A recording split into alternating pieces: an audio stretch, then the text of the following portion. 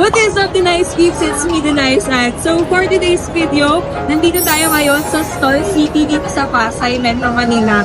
So, ako nakapunta dito ng 2019 pa, and this year na 2025, ngayon na lang ulit ako makakabalik, kaya sasakin natin lahat ng rides dito at i-rate natin yun out of 12. So, tara guys, samahan niyo ko. Kasama ko yung mga kaibigan ko ngayon. Ayan sila. Pero syempre, need muna namin ng ticket before kami pumasok. So, ang price nga pala nito guys is currently 779 pesos lang. Only rides na yon. Marami silang available na promos ngayon. So, check nyo na lang guys sa page nila.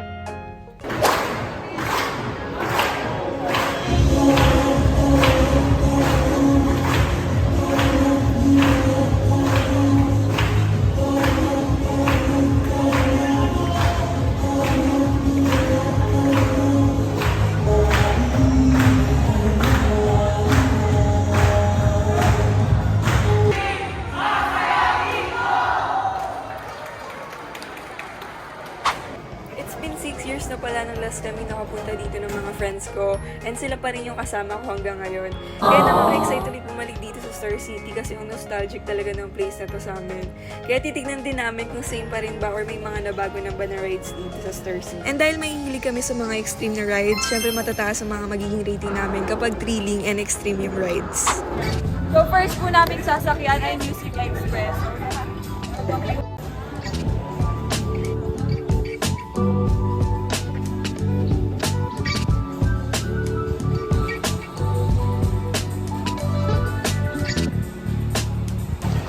First namin sinakyan ng itong Music Express. Kapag tinignan mo siya, parang chill lang siya. Pero kapag nandito ka na mismo, nakakahilo pala siya. Tapos ang bilis din ng pag-ikot niya.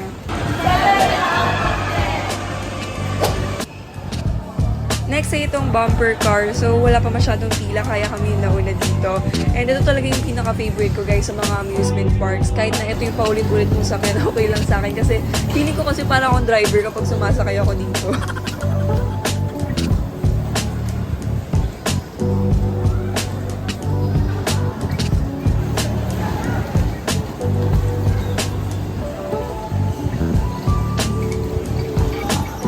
Sa bumper cars, hindi siya sobrang thrilling, pero dahil nakaka-enjoy mag-drive dito, namin ay 10/10!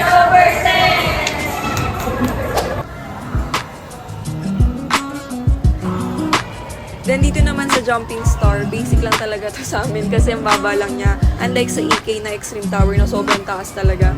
Pero kahit na mababa lang, mapifeel mo pa rin talaga yung thrill dito kapag sumakay ka dito.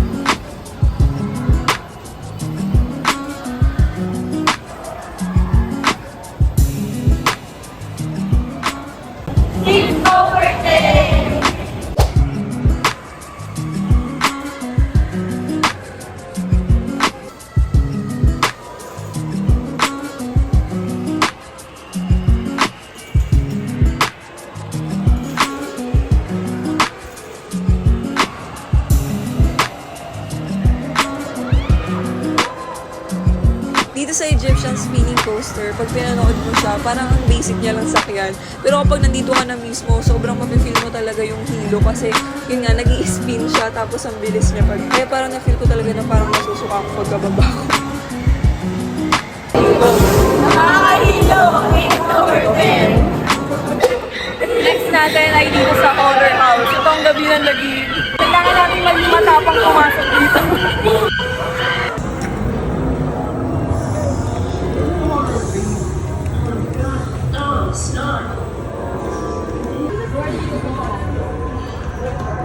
Lord, dito lang ako.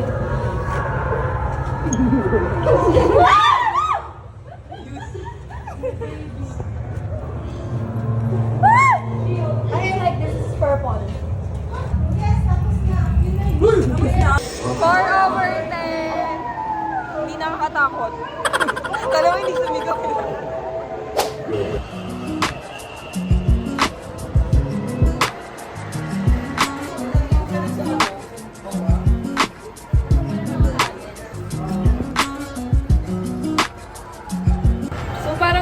lang talaga to, guys. May mga naka-display na frame.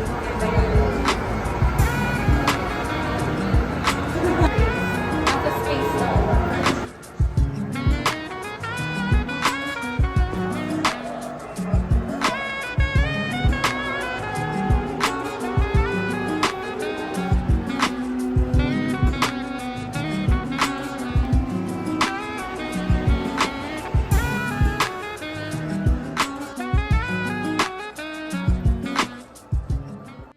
para sa akin, mga 5/10 lang siya kasi kahit para lang siyang museum, pero may mga historical, may mga information doon, kaya 5/10.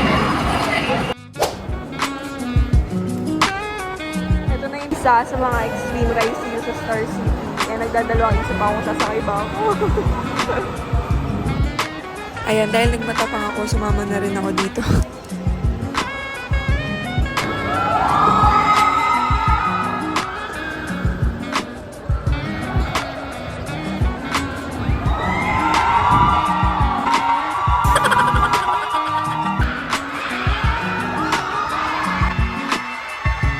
Kaya kung matapang ka and mahilig ka talaga sa mga extreme rides, sobrang recommended talaga nito guys. Kasi nga, sobrang mag-feel mo talaga yung kaba at the same time, yung heart drop talaga dito. 10/10! Guys, pagkatapos namin sumakay dun sa Seahorse, naisipan namin na magmerienda muna kasi nahilo kami dun. Bored ako. Alam ko lang. Few moments later.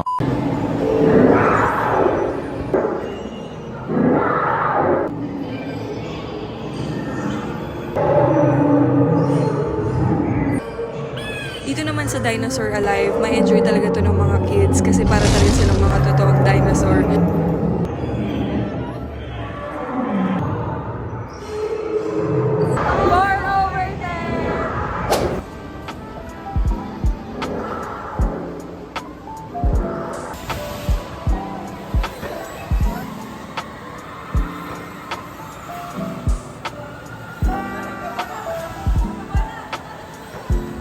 Sa fun swing naman, para siyang pambata and basic lang na swing. Pero pag nandito ka, mafe-feel mo pa rin yung heart drop talaga, lalo na kapag mabilis to.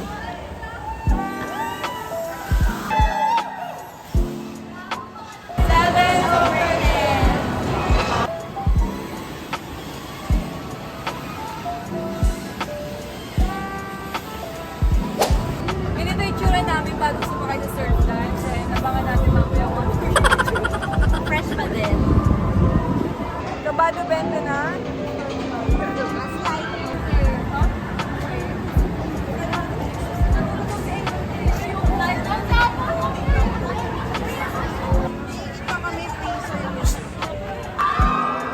Dahil isa ito sa mga kilala na extreme rides dito sa Star City, syempre hindi pwedeng hindi tayo sasakay dito.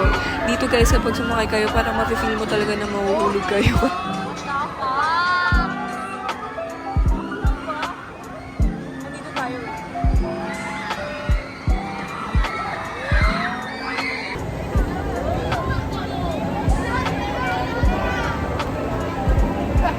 Ano, kamusta? Yes! Ito na nga, sir. Ilan? Nalipit yung chan ko kapag ginaganon kami. 11/10!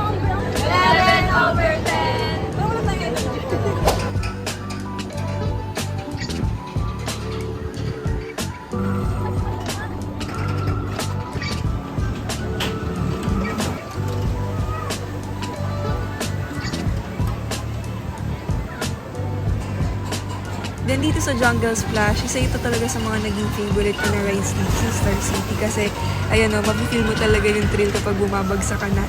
And dapat guys, meron kayong extra clothes dito kasi possible na mabasa kayo. 8/10!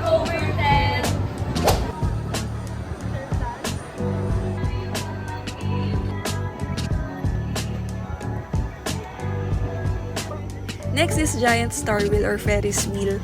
Ayan, ang ganda kasi natapad pa na sunset kami sumakay dito. Makikita mo talaga yung view kapag nandito ka sa taas. Pero kung talagang matatakotin ka sa heights, hindi talaga ito recommended. Pero for me, it's 9/10.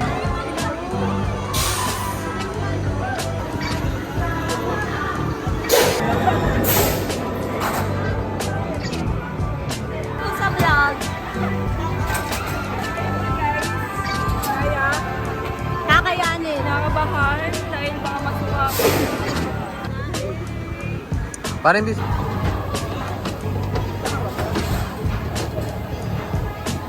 Dito naman sa Star Flyer, dati lagi akong sumasakay dito na paulit-ulit. Pero ngayon talaga grabe yung kaba ko kasi ewan ko kasi hindi na ako sobrang mahilig talaga sa mga extreme. Dito feel mo talagang babaliktad ka.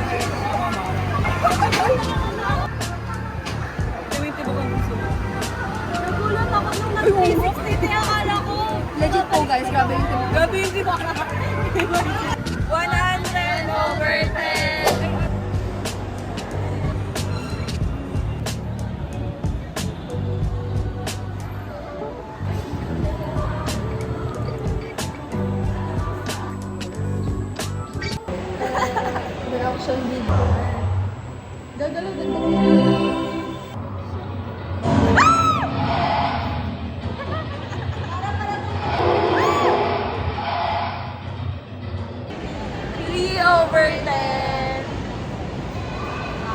Then last na extreme rides na hindi pa namin nasasakyan ay itong Star Frisbee. Pero guys, sorry hindi na ako nakasakay dito kasi talagang may trauma na ako dito noong 2019.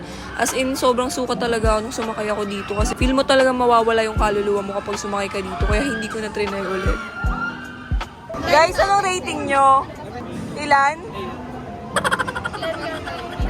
10 over 10, 8 over 10. Ba't 8? Bakit 8? Ano ba dapat mabagal ba naman?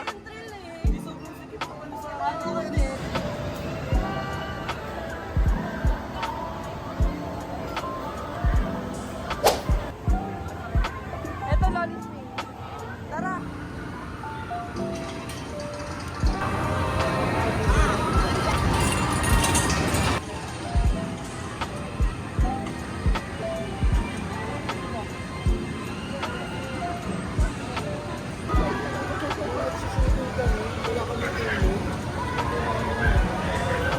Ang unod! Mas nakakahilo dito kayo sa bike. 5 over 10.